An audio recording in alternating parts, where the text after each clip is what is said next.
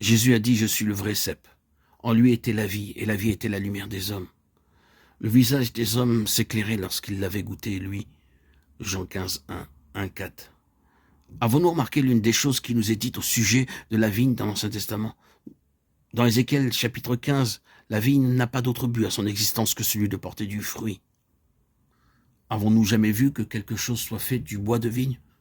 Nous n'avons jamais vu de table ni d'instrument, non pas même de canne, qui soit fait du bois de la vigne. Ézéchiel au chapitre 15 dit que l'on ne peut rien tirer du bois de la vigne. On ne peut pas même en faire une cheville pour y suspendre un objet. La vigne est absolument inutile si elle ne porte pas de fruits. Le raisin est le seul but de son existence. Et si elle ne porte pas de raisin, alors dit Ézéchiel, on peut simplement la jeter au feu. Il n'y a pas de produit secondaire de la vigne, pas de second emploi. Elle n'existe que pour une chose, et une seule chose, c'est le fruit. Dieu avait levé l'ancien Israël afin qu'il porte son fruit divin de vie et de lumière aux nations. Mais Israël manqua à sa tâche. Dieu n'avait pas d'autre but pour un tel Israël.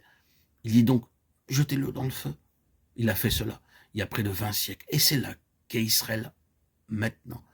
Nous pouvons comprendre d'après cela ce que le Seigneur a montré lorsqu'il a dit être lui le vrai cep et nous les sarments. Le vrai cep est celui qui remplit le seul et unique but de son existence. Jésus ramène ainsi cette illustration sur lui-même et sur son Église et nous voyons très clairement quelle est la nature du Seigneur Jésus. Il veut atteindre tous les hommes, embrasser le monde tout entier. Il appelle toutes les nations dans son cœur. Tous les hommes sont l'objet de son intérêt et non pas une seule nation. Il a dit à ses disciples, allez donc et faites des disciples de toutes les nations. Matthieu 28, 19. C'est la nature même de Jésus de faire cela.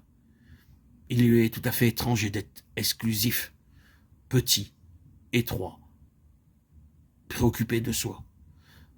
Notre salut, c'est que nos cœurs soient élargis, de sorte qu'ils soient plus grands que nous-mêmes.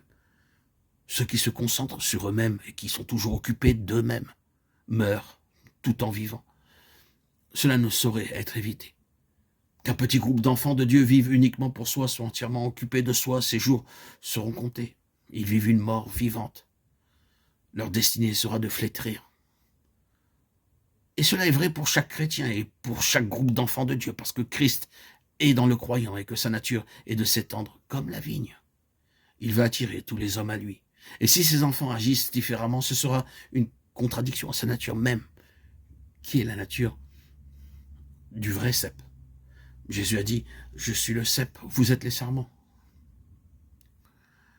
Jean 15, 5.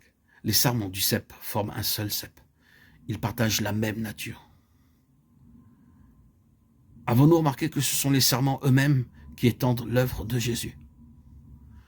Oui, cette œuvre d'expansion est manifestée par les sarments.